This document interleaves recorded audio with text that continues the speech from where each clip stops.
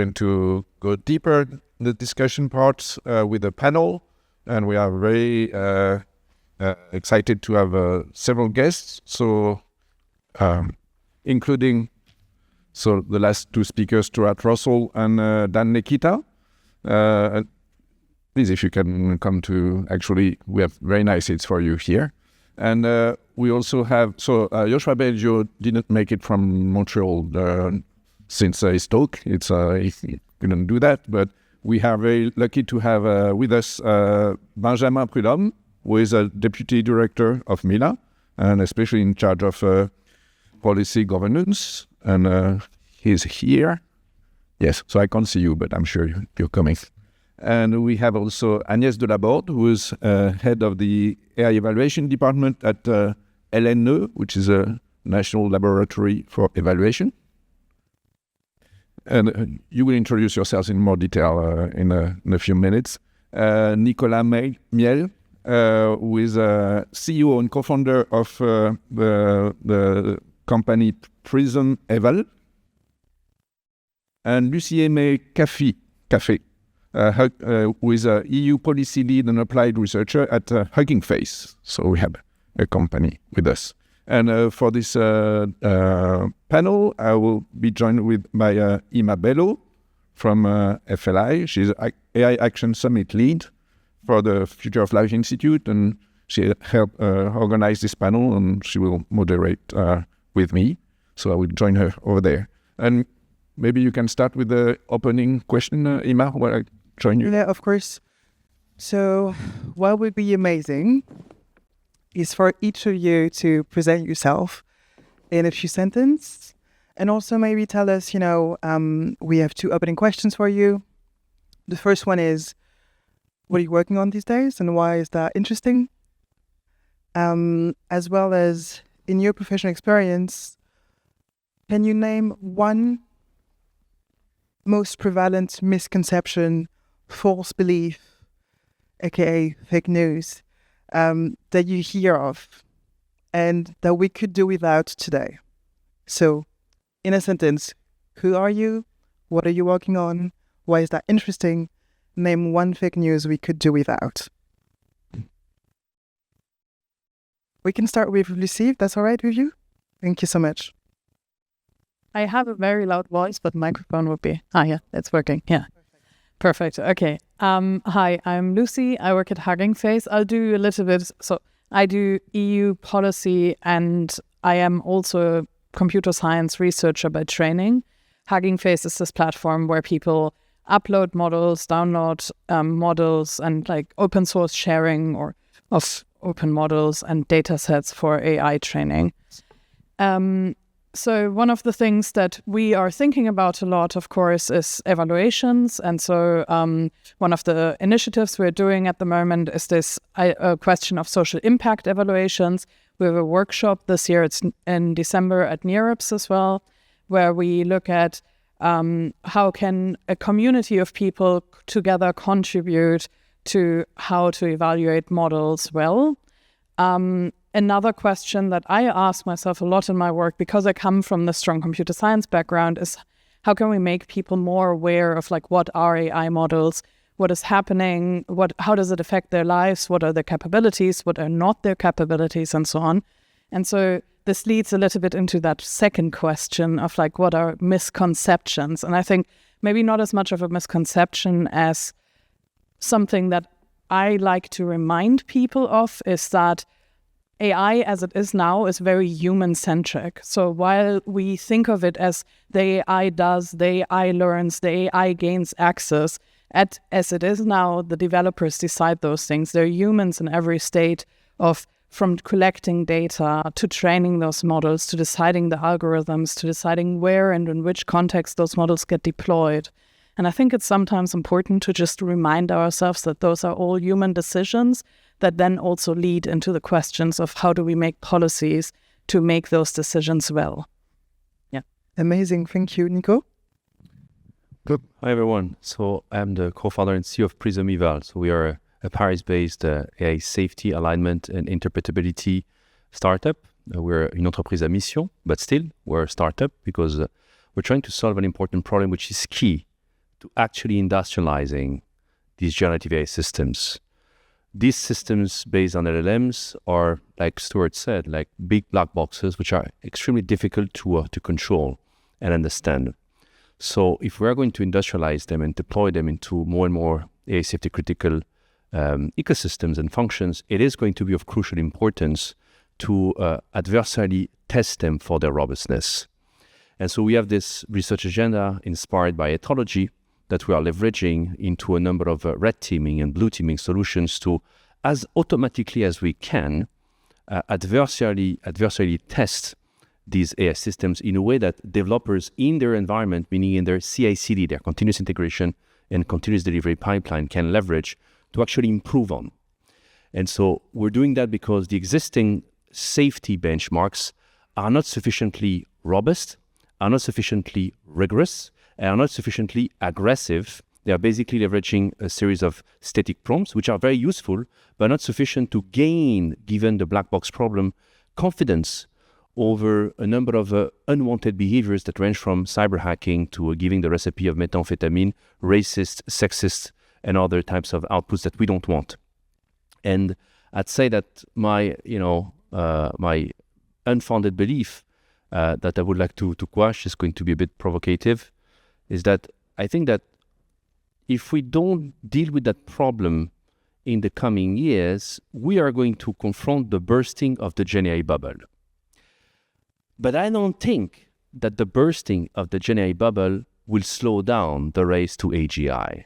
And so we might end up with actually letting that bubble burst and giving even more power and even more control to a more and more and ever more limited number of actors chasing in a way that they declare themselves AGI, putting at the center of the techno-scientific table systems that, as Stuart said, resembles more and more farming than engineering. And I think that control goes through sound engineering based on sound science. That's not easy to accomplish. Thank you.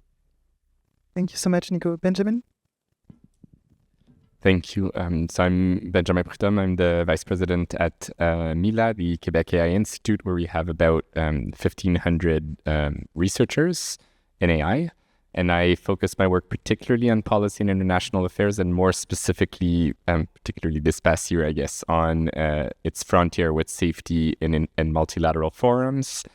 And even more particularly, I'm heavily involved in the international scientific report on the safety of advanced AI that my colleague Yoshua Bengio is chairing.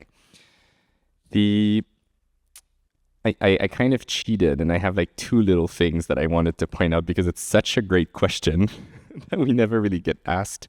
So the two things that I think are particularly important to remind ourselves is the first one, and that comes out of the report that my colleague Professor Bengio filed recently, where you've got about 75 experts. And one of the things that they converge on is that we know very little about the capabilities and therefore the risks associated to advanced AI. And so the first thing I kind of want to debunk is when in those conversations you hear people with extraordinarily strong certainties about the fact that you don't need to worry, you should run away from those people. There is no such certainty currently, and 75 world experts have sat together, and that's one of the only consensus they could drive on. That's the first thing. Like, certainty in those conversations, I think, should worry us, not the reverse. The second thing, I wanted to say regulation and innovation put against one another is ridiculous, but you've said it really well. So I think I wanted to talk about open source versus closed. Not that anybody leaves this room, but instead to kind of just reframe that conversation. In the last year, I think the conversation has been that, like, who's for open and who's for closed and should be re-releasing the models. And that's kind of a wrong way of putting the conversation. Everybody agrees that in the vast majority of cases, models should be open. And then most people, if not everybody, agree that in certain very, very specific cases, it shouldn't be fully open. But the question is never whether it's closed or not. It's how you share certain modalities or not share others.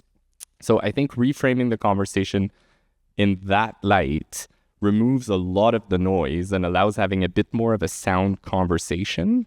And so those are the two things that I'm kind of hoping we can keep with ourselves. Thanks so much. Agnès? Agnès Delaborde, I'm with the LNE, the National Laboratory for Metrology and Testing. So you've got the first two words of our activities, metrology, testing, but we also do certification, evaluation of conformity. We are under the supervision of the Ministry for Industry in France. So I won't go too deep into our missions because you can guess that we work on AI as well. So AI as another product of industry among many others. So you can see our approach. We are, among the major current facts, we signed a partnership at the beginning of the year with INRIA, the well-known laboratory in France. And the idea is to tackle the topic of designing methods for the evaluation of advanced AI systems. We've covered a lot during this day, all the challenges. We are also part of the discussions for the construction of the ecosystem of AI safety institutes. So currently there is no French AI safety institute, but several actors that discuss and follow everything that happens at the international level. Concerning, the misconception, there is one that I like. It's well known naturally, but since we are in direct contact with industry, we see many people in industry. So there are not AI industry, but in industry in whatever other sector. And they say, I've got data, I've got a process that I want to automate. So I'm going to put AI, I'm going to check and everything is going to be better. So it's a well-known misconception, but it's also really frightening for us because, as you can guess, most of the time they don't exactly know what they are doing. And as a side story, one day I asked to ChatGPT, what is AI, and explain it as though I was a 5-year-old. And ChatGPT told me, it's something magic. It's a magic box.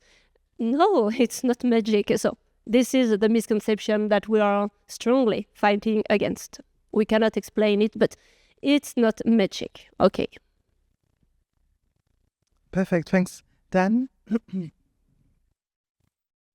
Right. So I'm not going to spend time on introducing myself, but maybe I'll speak a little bit about what I focus on right now. And of course, I focus on a number of things, many of them dealing with AI, but I think one of them that is on top of my agenda is the gray space around the regulation that we have in place. That is, it does apply to a number of AI systems and a number of AI models, but especially as you move into issues of national security and defense, what we have as rules don't apply anymore. So I think that there's some room for advocating for responsible innovation, for saying, okay, look, you have to build these because, of course, you have to keep up with technology, but build it in a responsible way. Try to be responsible when you innovate in those domains. You're not necessarily under the rules, and that is particularly relevant for dual-use technologies. If you start building them directly to sell into defense, then you might not need to follow any of the rules that we have in place. But I think it's an important area to cover and to diffuse, sort of promote the Brussels effect, not across different jurisdictions, but across different industries. And I think misconceptions, I agree with everything so far. Maybe I'll speak for the few startuppers who are always poor guys, always frustrated because it's so much text and it's so much to digest when they really just have a good product and they want to build it. And they say, well, we cannot because of the AI Act. And that's a misconception. The AI Act treats especially small startups differently. So they have a number of advantages, very simplified reporting, very easy to comply procedures and so on. So that should not hamper in any way, 3-5 people getting together and saying, okay, we're going to build AI. Of course, when you go into uncharted territory, the rules apply, but there's a misconception that this is in somehow harming, early stage startups, and it's not. Well said. So I guess I'll just briefly mention what I'm up to. Besides the various scientific questions that I talked about in my talk, trying to creating a new international association for safe and ethical AI, which hopefully will draw together the whole community around the world and be an effective voice that we've been lacking, and organizing global scale conferences, hopefully one in Paris before the Action Summit. And misconceptions. So I want to go a little bit further than Dan, actually. So this idea that only trillion-dollar corporations can comply with regulations, you hear a lot, right, is utter drivel.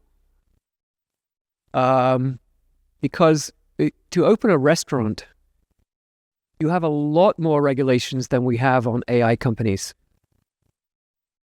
Typically, they're opened by one or two people, and we manage to open 100,000 new independent restaurants every year.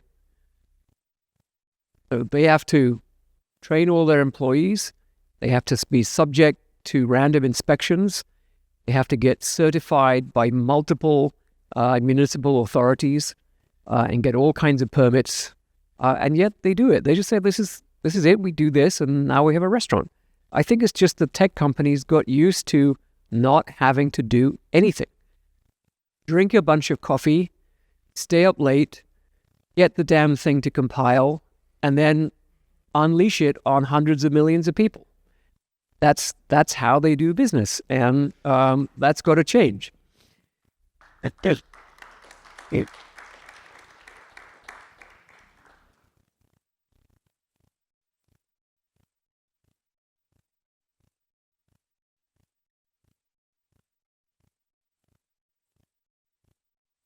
Sure. So do any of you want to react to what was said in terms of fake beliefs?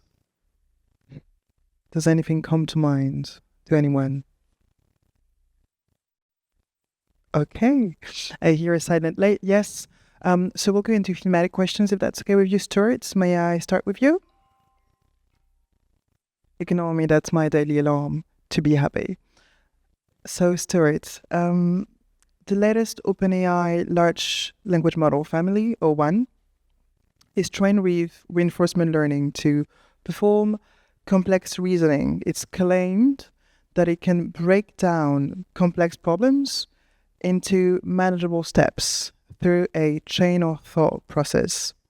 Stuart, is there a risk to the chain of thought process itself and of upcoming AI models you're worried about, and how do you think specifically the research ecosystem could help prevent those risks?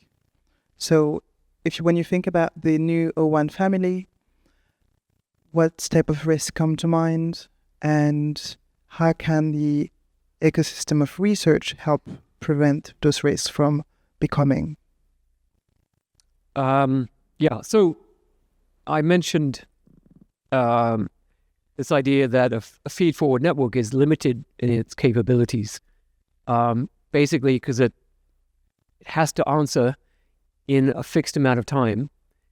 And what O1 does is basically bypass that by calling the feed-forward network multiple times and then having breaking down the overall question into multiple small steps and hoping that eventually each of those steps can be carried out by the feed-forward network and then chained together to give you an answer to the problem. So it does seem to enable the system to get to correct answers more often and for more complex problems than the unaided system by itself. And so in that sense, it's doing one of the important things, which is basically spending compute in order to get better performance. And this is not a new thing, right? I mean, it's amazing, actually. I've heard talks from people in OpenAI where they talk as if no one has ever worked on reasoning in the past. And when you point out that, the first logical reasoning algorithms were described 2,500 years ago, they're a little bit surprised, like, really?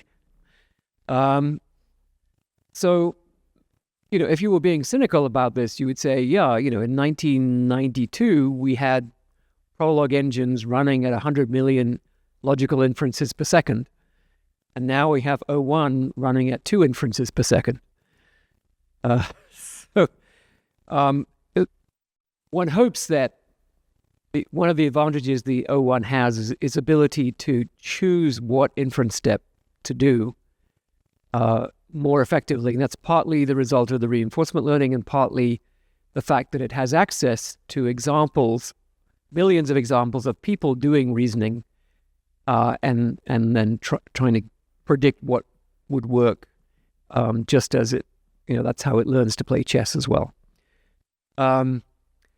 But this problem, it doesn't solve the sample complexity problem of the feed-forward network. So it doesn't address the fact that they need vast amounts of data to acquire even an approximate representation of the underlying concepts that then feed into the reasoning process. So it starts to fix one half of the problem, but it doesn't fix the other half. Does it present more risk? Yes, in a sense. I mean, it's an example of going beyond the basic paradigm of training an end-to-end network. And companies are trying dozens and dozens of ways of going beyond that paradigm. And they have a lot of smart people, so eventually I think they will figure it out. Thanks. Do you have any thoughts on in which directions the research ecosystem could go when it comes to what you just said? Sorry, I didn't quite hear that. Sorry, my bad. Do you have any thoughts on related to where the research ecosystem could go? Oh, so yeah, what the AI safety research community could do.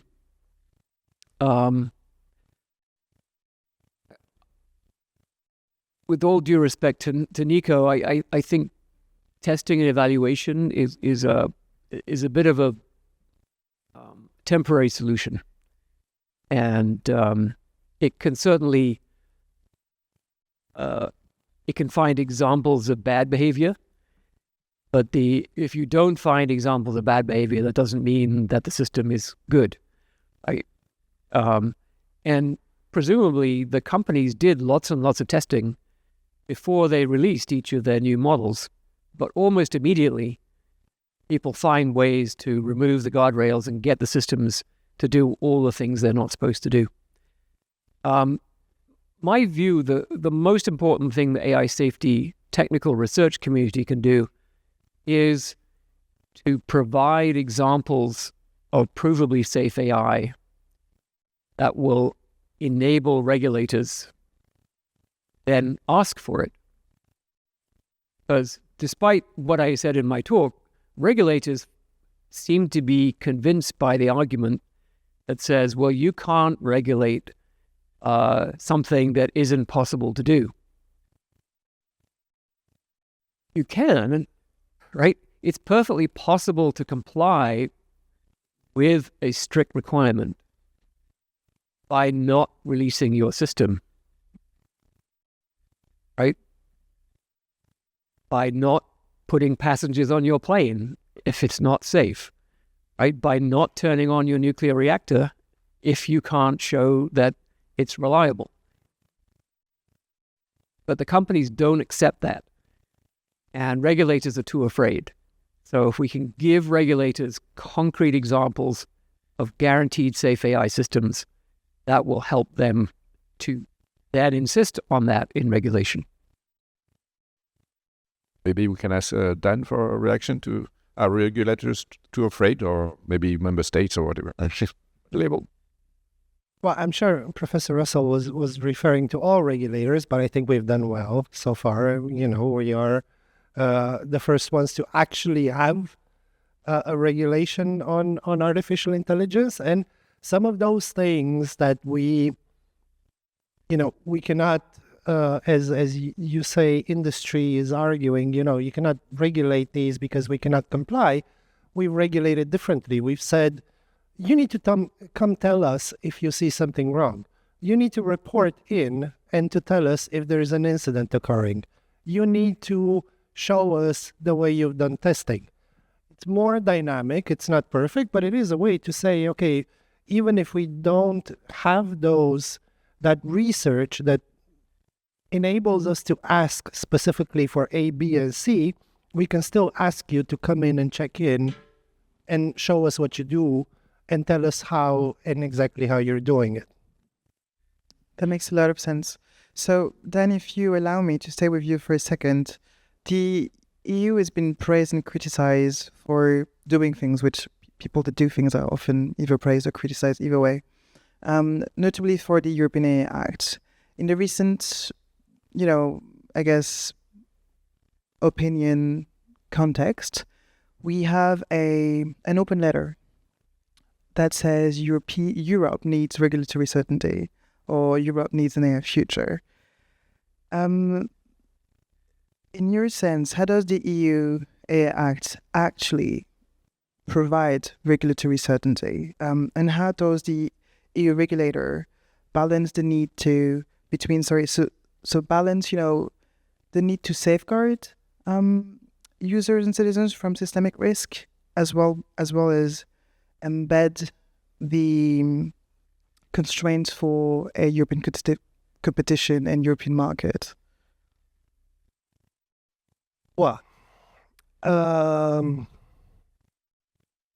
what a complex question. So let me start the other way around. And I will be the first to admit that European laws are not perfect. Even, I worked on that AI Act and it's not just me, it's 100 people worked on that regulation. And even now when I see it, I'm like, wow, it's a lot.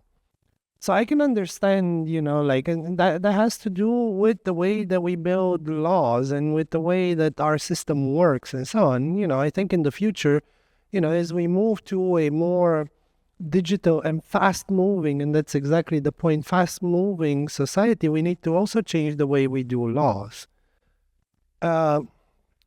With that being said, so I can understand, everybody who says, oh my God, not another regulation. I can understand that. On the other hand, there's still a lot of unclarity, especially on, regulations that have been passed long ago. There is, they're published in the official journal of the European Union.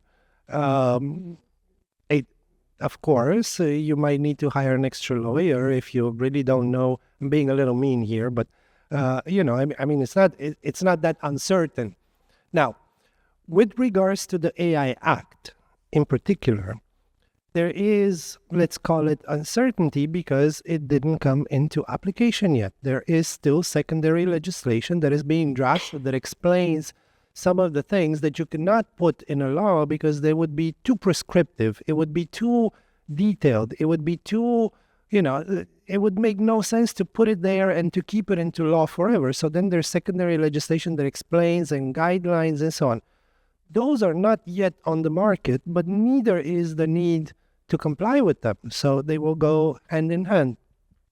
But in terms of older regulation, I think that is explained and it's fairly clear, and happy to point people to the right website, if they cannot find it, on how to comply with it. Okay, I have nothing to say to that. Thank you. Let's stay within the evaluation context, if I may. Agnès, so as the LNE, alongside of the INRIA, is working on a grain challenge, which is a series of evaluation campaigns on advanced AI systems and models. Would you say that the current work on AI assessments and evaluations allow or will allow for a level of safety that is sufficient for industrialization? So do you think there will be a level of safety that is sufficient for society, or are there also other avenues we should be exploring? So first, a few words about the Grand Challenge, co-led by INRIA and LNE. So as you said, a series of evaluation campaigns. So the Grand Challenge is under preparation currently. It's funded by France. And the idea is to host for 3 years at least. We hope that it will work well, and we will be involved in many, many more campaigns after that. So the idea is to host open competition, so open to any types of participants, people who want to submit their systems and to be tested on, and then on what a main challenge inside the challenge would be to define what should be really tested. We saw today many different levels of what should be testing. For example, testing the reasoning capacities. It can be one thing, but also testing the overall safety of the product or the regulatory compliance. It could be, well, a whole lot level of testing to perform. So, well, what we want to do, and it's going to be a big challenge, is to ensure that we've got the right themes tested, the right things tested in the challenge.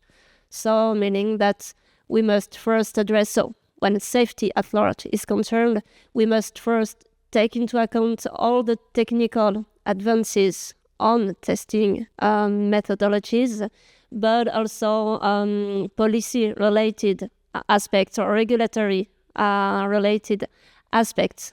So safety, and I'm not really answering the question, but just to show the range of topics that must be taken into account.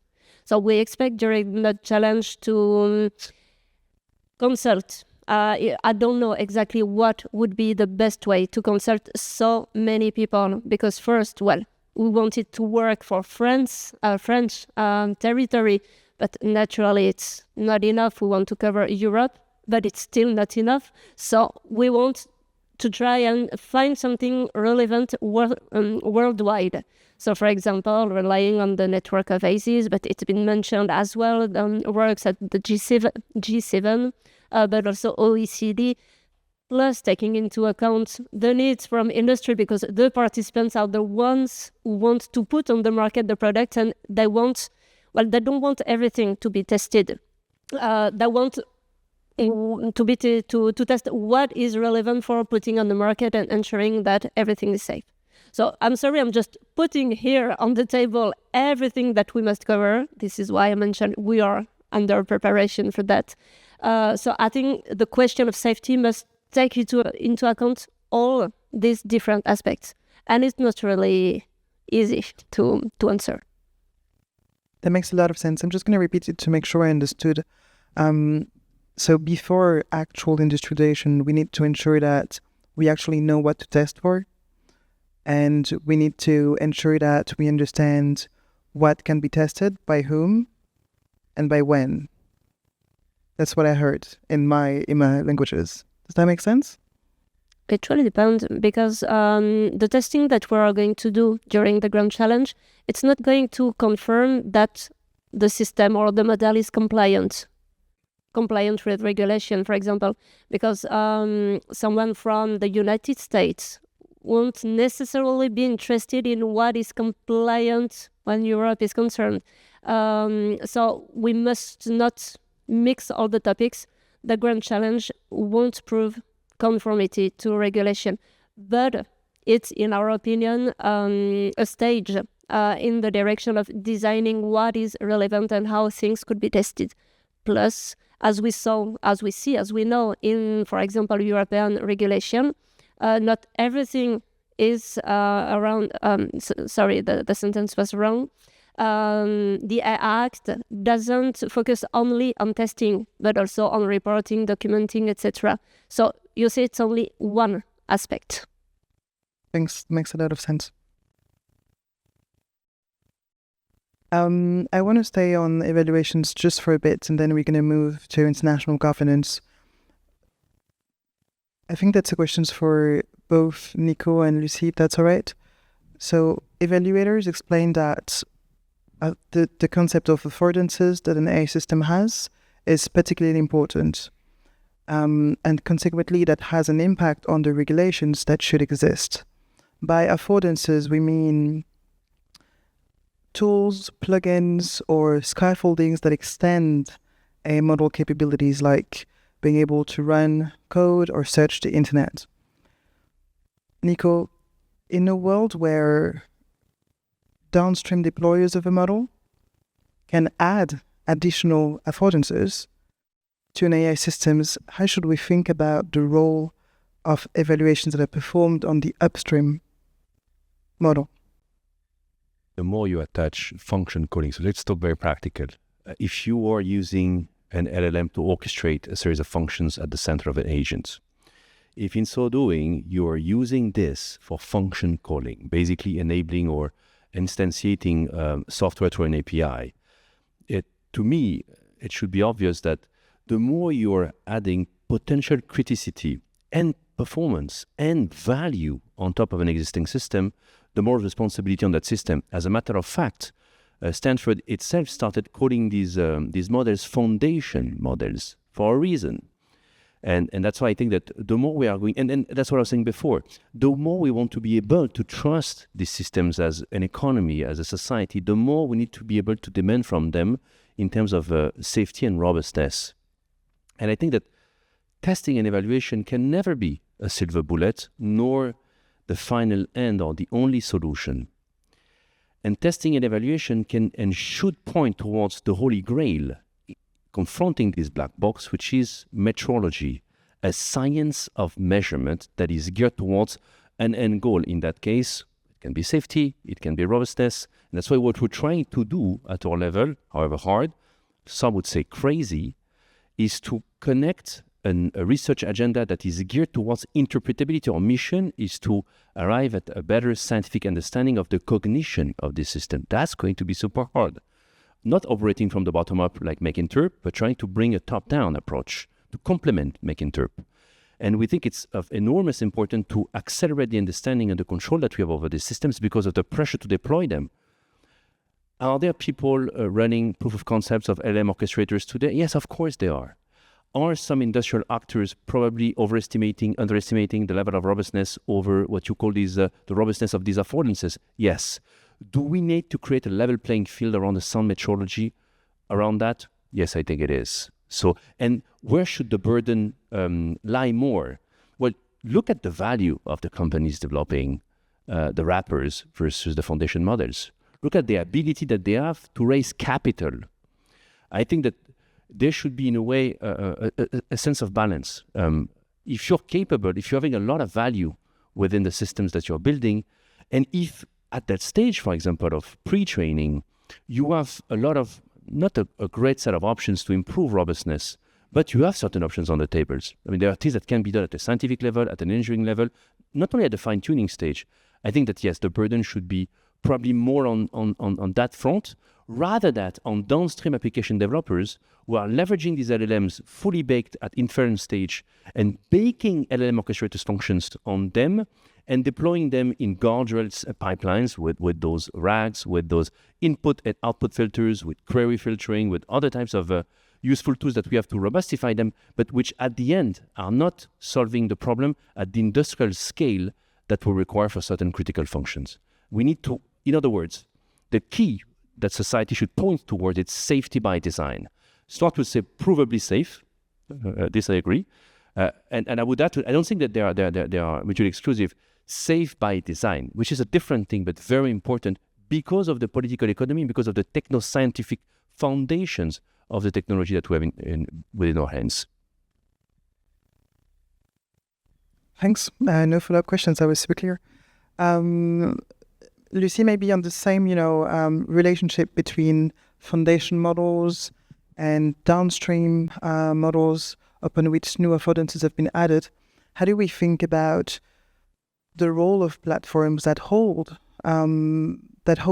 both of those models, whether they are upstream or downstream? I think so.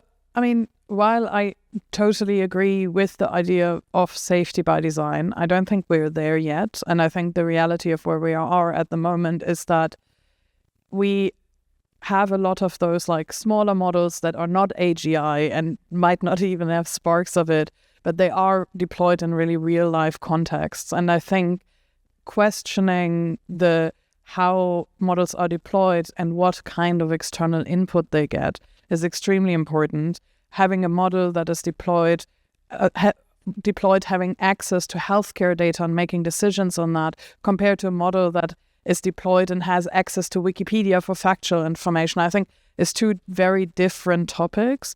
And I think the stage of deployment is extremely important.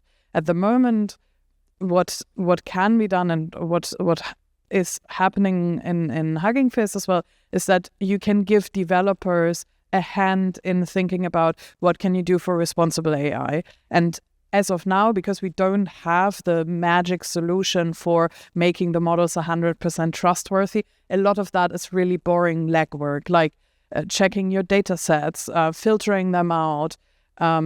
What do you want to deploy? What is the license you deploy it under? Do you use a license that has a responsible reuse clause and so on? So I think there are those like really small, as I said, like legwork kind of things that we can already do and we should do. And I think that at every stage towards the perfect AI model that is completely responsible and, works in a way that we believe an AI model should work, we should consider those aspects. And I think, as I said, the question of what context the model is deployed in is extremely important, which also ties a little bit back into this question, as you said earlier, about open source. And I think it's really important that we keep track on what kind of models we develop. And of course, I have an interest in open source AI because I'm very passionate for it in general, but also I think that it really does help us understand and evaluate models better and be able to, for example, develop interpretability mechanisms that will lead us into understanding the AI models more inherently.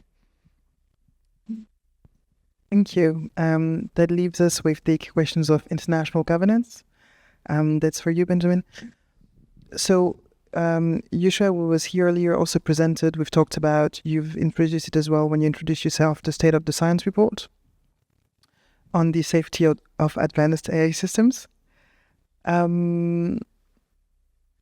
What governance mechanisms or oversight structures do you think are most critical or most crucial to ensure the safe development of advanced systems, especially as they become more powerful and eventually also more autonomous? So I was going to say it's a big question for one person, but I have thoughts that I'm happy to share. And I do always make a point of saying, while it is based and kind of informed from the findings of the report, they're my own. They're not the UK government position. So as I said earlier, one of the things that consensually comes up is the fact that we still understand very little the capabilities of those systems. That the mitigation techniques that we have all of them are limited. And that means that really right now there is no way of releasing something on the market that is provably safe, or there's no quantitative guarantee. So one of the things is there should be incentives. So it is at the governance level, but it's a bit different. It's around kind of funding research and creating mechanisms. There should be far more incentive for that research to happen in neutral environments. So in academic environments, by example, around building quantitatively provable safety safe AI. So that's one thing. The second thing, which could be about elevating this report, but it could be about the UN announced report on AI as well, but there needs to be a body of science that cuts through the noise. It's very hard right now for regulators to like even understand in which direction they should go, because they're hearing literally everything right, left, and center between experts. They're not experts. It's hard for them to know where to look and where to go. So something like the report, I think, should be, you know, whether it's that report, again, I'm biased, of course, it could be another report, but there needs to be some sort of elevated consensus on the science so that policymakers have something that is accessible, understandable, and that can guide policy actions. The third thing I need, that we're not going to go into, but I think we need to face the reality of there is an arms race between US and China. And I think that international governance needs to take this into account. We need to be looking at what are the research paths that advance safety without necessarily advancing capabilities. Like we need to carve out a space for that conversation, and that space needs to account for the fact that those countries are competing. I think being blind to that is we're going to go into a wall. The fourth piece is, I do believe at some point we'll need an international treaty around red lines. Like, what are the few key things that we just, as an international community, refuse going beyond? And I think that the key point, well, getting to a treaty like this is already hard, but one of the key points that people are giving too little thought about is how are we going to verify that treaty? So what made, quote unquote, a success of the nuclear experience is that that was verifiable. So there was no trust between countries, but there could be an international agency that would go and verify whether your country actually complies with what you've signed. There's no such existing technology for AI, no hardware governance verification mechanism. So I think we really, really need to get to the table and start designing this now, because if not, we're going to have a treaty that is going to be impossible to apply in practice, because countries there's not enough trust at the international level currently. And to me, those are some of like the key items. And I understand they're not an answer. I think we need to be a bit humble and realize like this is very new at the governance level. The technology is not so new, but the governance and policy folks are new to that table. And so I think we have to look at it as a building block. Like, what are the 3 to 5 things that we can do in the next 2 to 3 years? Bearing in mind that I think like the core message has to be the one that Stuart puts forward, which is, there's literally no other industry where you can just say, well, look, it's not safe, but deal with it. That just doesn't exist. Like, if your plane is not provably safe, like you just can't fly it. And I think there's an issue around the narrative that the international governance space could work better, which is like that answer is just not okay. And I really, really like the way that you're putting it. Like, I think it's just crystal clear. So those would be the paths for me. Time is running fast, and we have time. We want to ask you a final question before we offer some opportunities for the audience to ask a few questions. But we actually have to leave the building within the next 30 minutes, so we have to be quite brief. And so this question suggested by Ima actually is in the context of the upcoming French summit, and it's one of the reasons we wanted to organize this symposium actually. So for each of you, what would you consider an ideal outcome of the upcoming French AI summit in February? And how could it further advance international collaboration on AI safety? So, maybe if you want to start, Lucy. Or... Yeah.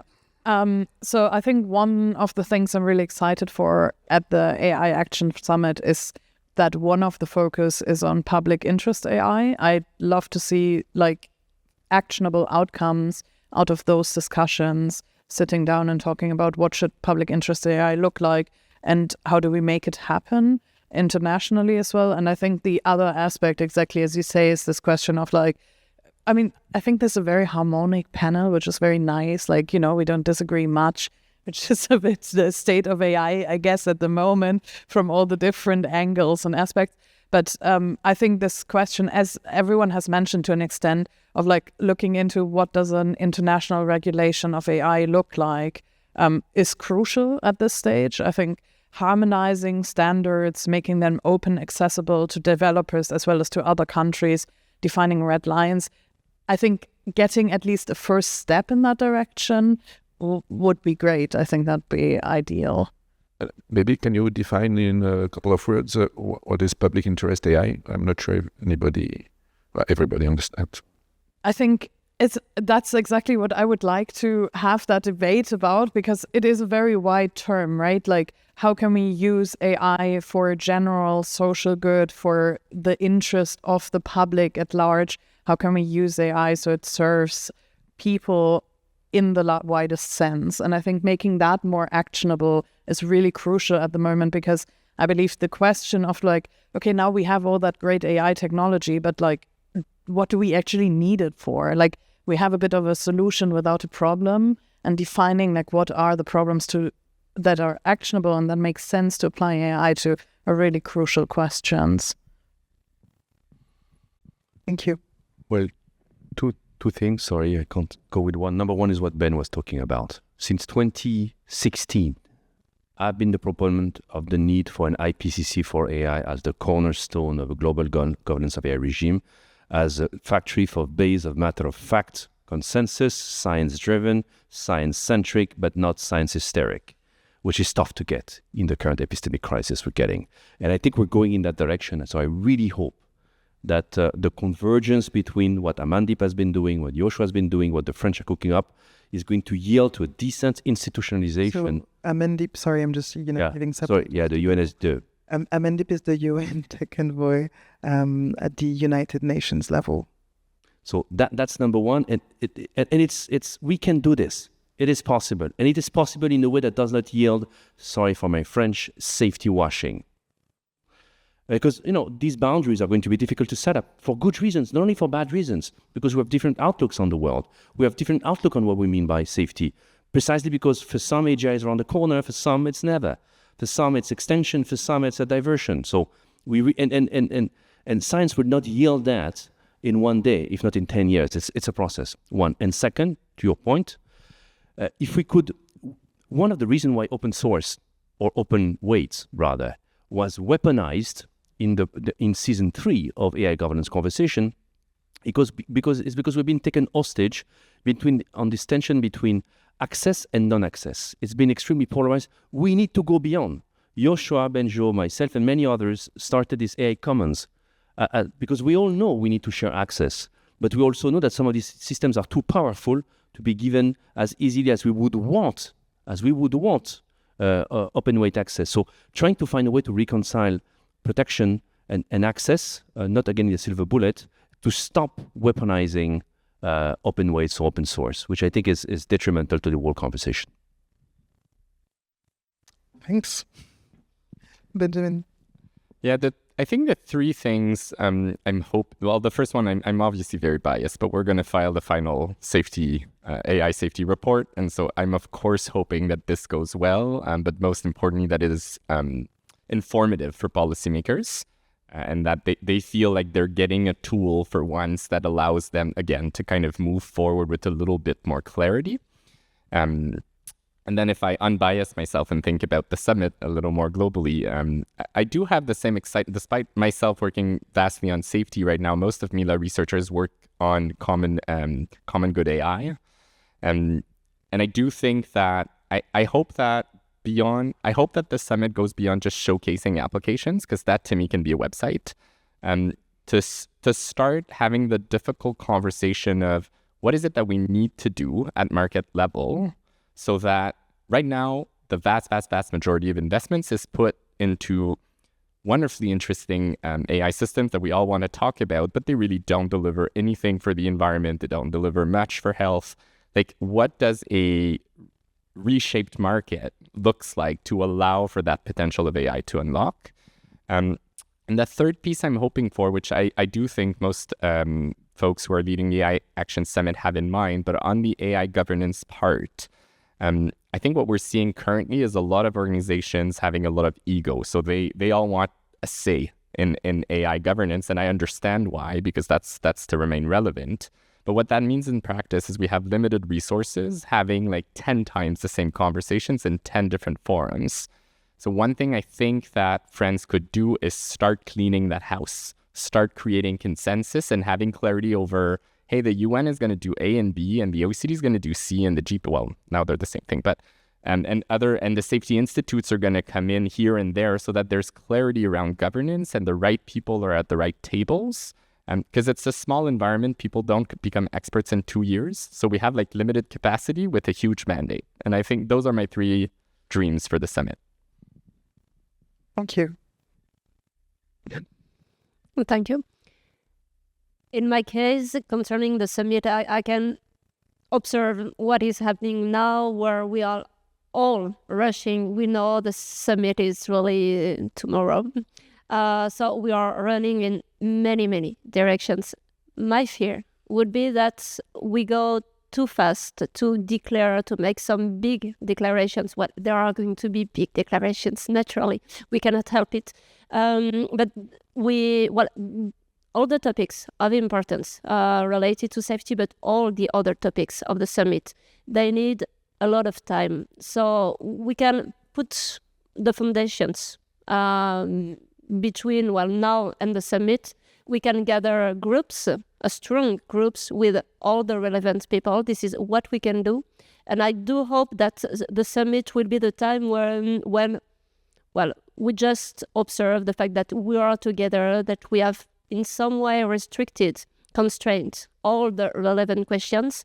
And from the time of the summit, we are going to put into action with a bit more time, not in a rush, to put into action everything that needs to be worked on. So this is what I would like to see at the summit. Not something, not big decisions and big declarations that will be like, not the end of the work, but I don't know how to put it, like carved in stone, and there is no way back after that. So I just hope that we will take some time. So just establishing strong groups and starting work after the summit. This is what I would like to see.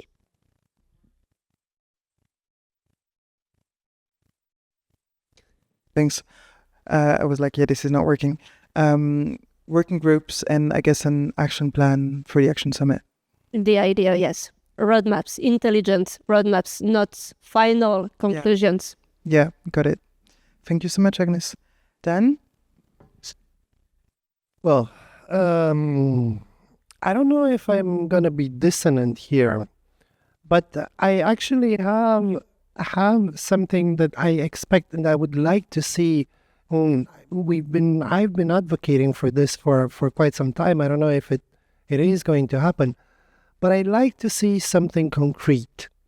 We're talking about safety, and it's a conversation about safety, but that concrete to me doesn't necessarily just mean safety, but it just means, let's actually do something together concrete. Is it a research project? Is it a research institute? Is it a safety something? I don't know. But something concrete that goes beyond, I think there's a role for the political declarations as well. But I really would like to see, okay, we've come together, we're going to do A or B or A, B, and C. Moving, a little bit more into that cooperative spirit and beyond the words. And of course, I'm not saying we don't do that. We are working together on standards and coordination and so on. But, if I were to put it in very simple words, something tangible, something with money, something with impact, not just the declaration that then eventually will move to stimulate the market and further conversations and so on. Not sure if it's going to come out, but I would be really impressed if there was an announcement about something at the summit. Would you say a commitment? I mean, it's a bit more than a declaration. Yeah, not just commitment. Again, depending on, there's only a couple of months now leading up to it, but really unveiling a project, unveiling something collaborative that goes beyond, the 2 pieces of paper of a declaration. It is one interpretation of action, yes. And again, that doesn't mean it cannot be about safety, right? Even, okay, let's do a project on safety. But again, moving beyond the declaration would be nice. Thanks a lot. I just remembered money and teeth and impact. I like the sound of that. Thank you. Stuart? So I haven't got a lot to add. I think all the suggestions are good. Definitely something concrete. We've had platitudes for years now. Too many platitudes. A particular project I think that would be feasible and is unlikely to happen without government action is an attempt to really move forward on education. So developing AI systems that can tutor children from an early age, if it works well enough, can double the level of educational achievement of almost every child. That would be an enormous benefit, particularly to countries that don't have an education system, of which there are a lot, because with AI and a cell phone network, you can deliver that high quality education for very little money. We might want the financial commitment to actually do that delivery as well as the development. There are political obstacles because countries are justifiably concerned about an AI system possibly developed by an American company or an American university coming in and teaching all their children history and geography and civics and so on. So there's obstacles to work through, but I think this is of the things that large language models can deliver, this is, to me, by far the most valuable thing for humanity. Thank you. In terms of safety of tutoring system for children, you think you're comfortable with LLM-based system tutoring children? I don't think you need to get close to AGI to be capable of delivering. You need to worry about bias, about persuasion, and things like that. But and I'm talking about K through 8, possibly K through 12. But I don't think the systems are capable of doing the university level education anyway. Great, thank you. So I think we can open the floor for questions from the public. Are there any questions for the panelists about any of the topics covered so far, or possibly new ones, as long as it's related? Hello, thank you very much for everyone's contributions to this panel. It was very, very interesting. My question is not directed to really anyone in particular, but it follows from Mr. Russell's presentation. You mentioned Peter Norvig says that we have essentially we have general purpose AI in the same way that the Wright brothers have airplanes, and I think that's I agree with your rebuttal, but I think there is some insight in there that I'd like to dig into. Specifically, I don't understand why we are so attached to defining AGI as a function of human-level intelligence. I find that to be ill-defined. What human are we talking about? Are we talking about Stephen Hawking? Are we talking about mentally challenged people who don't know how to speak? There's a great range here. So, and can't we have an artificial intelligence that is able to do a wide variety of tasks far more effectively than humans, but maybe a few tasks not quite as effectively, but it's still very dangerous? So I guess there's not a very specific question in there, but I guess to sum it up, why are we so focused on human level or human-like in our definition of AGI? think it's a question for Stuart. So I actually think we're more focused on the generality, and it would not be a very general purpose learning method if it was able to learn some things very well but could not make any progress on some other topic. And I also think that within reason, the range of humans is not so great if you compare our intelligence to that of ants or slime molds or various other organisms, or even cats, so on. I mean, we've had 2 dogs and they're different. Definitely one is smarter than the other, but they're still, pretty close to each other relative to humans. So I think once you have really understood how to build a general learning mechanism, and I don't think we have, right? That's the point. Then there probably aren't going to be any tasks that humans can do that these systems will not be able to do. And that will include operating bodies as well as outputting text and images and stuff like that.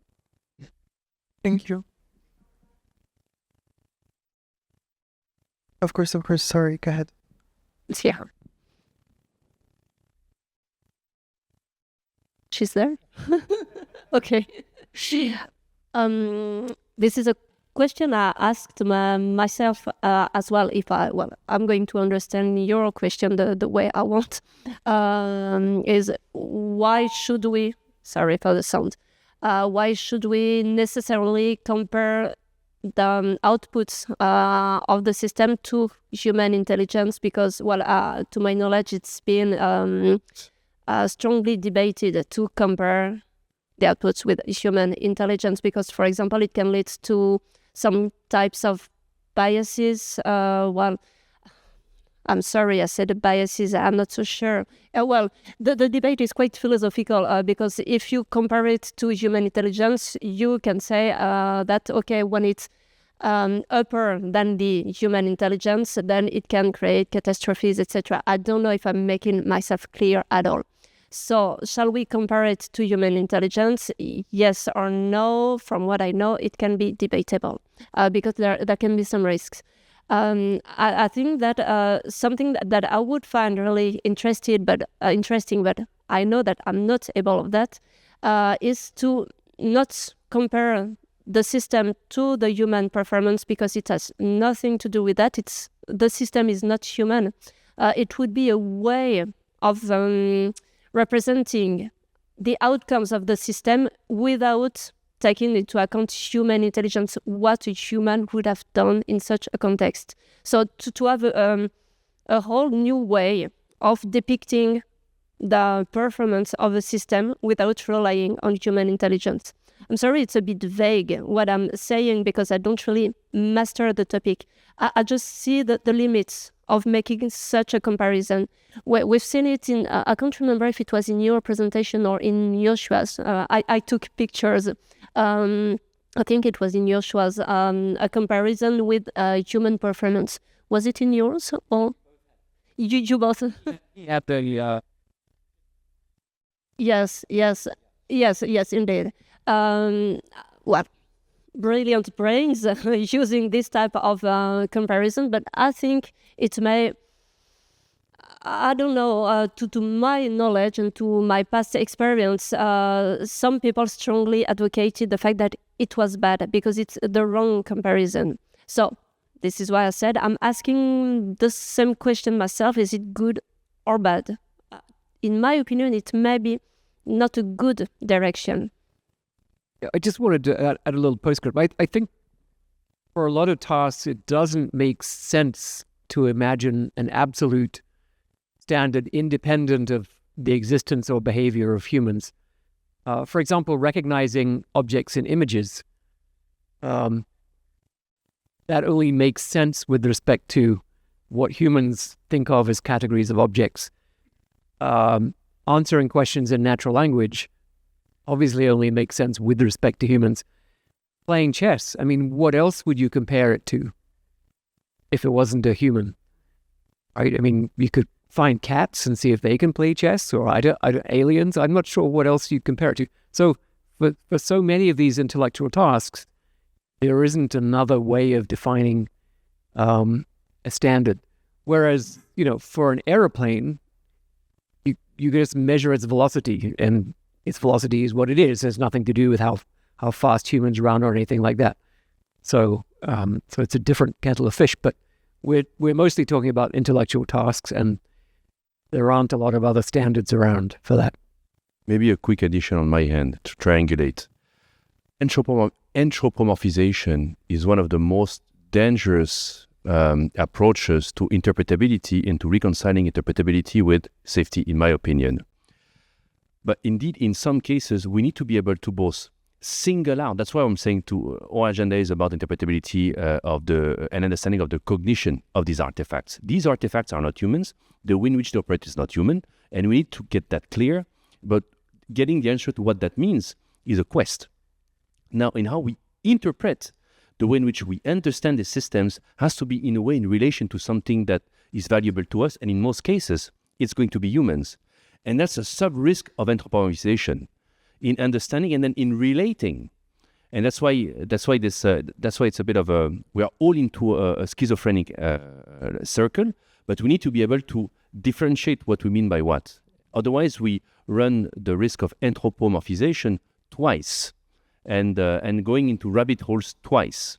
I hope that helps. And not even putting into the question AGI. Let's remain within so-called, because it's much less debate about that, general purpose systems. All simulators, they are simulations, they are programs, but even then they simulate and they can functionally display in their simulation functions that look like some of the functions that we have. Important to separate, but also if we separate and we try and analyze in relation to what that is meaningful to us. And in many cases, indeed, it's we are the object. Yeah. We have maybe one last quick question, please. Thank you so much for this panel. I have only one sentence that I can say. So my question is addressed to Mr. Nechita. I'm wondering, in light of the estimations that AGI is going to be created around 2030 or even earlier, what is the European Commission going to do in such case? Perfect. Well, I'm finding it hard to answer questions from this side because all of the time we're bombarded with, okay, you're not letting us innovate, over-regulate, and so on. Here's what I think it will do. So first, we have some of the tools already in place in the regulation that we passed. One of the obligations is whatever you're building, once you pass a certain threshold, you'll need to notify us. You need to send us in documentation. You need to show us how you've tested it. You need to show, if anything went wrong. So that's already there. That is, looking into the future and thinking, okay, what are some things that we don't know, but that we can kind of future-proof in the regulation. Then the second thing is, okay, we have one regulation, but the European Union as a whole, and other legislatures as well, are fairly dexterous at passing more regulation if need be. So if there is one point in history when we realize, okay, this needs rules, especially recall I was talking a lot about the values that we share here in Europe and also with our allies, right, and friends in the democratic world, which are, democracy, rule of law, fundamental rights, individual freedoms. If we, at one point, feel that these are under threat, we'll go again. And then finally, if that comes to pass, and whether it's measured against a human or against some metric that measures how smart entities are, on which humans are bypassed by something else, then it's not going to be just about regulation. It's also going to be, a matter for, society at large, or societies at large, or the human species at large, to think, okay, what do we do with that, and how do we deal with that? Thank you so much. We recognize that there's a lot that comes into coming to a conference in terms of time, emotional commitment. So thanks for being here with us. Thank you for coming from wherever you came. We really appreciate you for that. And thanks, Vincent, for organizing a stellar conference. Thank you. So I want also to thank everybody, especially speakers and panelists, especially the people who traveled from far, from California, Brussels, Quebec, Berlin, I think, and even the people from the Paris region, everybody, and of course the public for coming. And as Stuart mentioned, if you're interested in this topic, stay tuned. There's an idea of something happening early February before the summit, and if you checked when you registered that you wouldn't, or you wanted to stay informed of further events, so you will get some news about that when it's better defined. Okay, thank you, and thank you again to the speakers and panelists.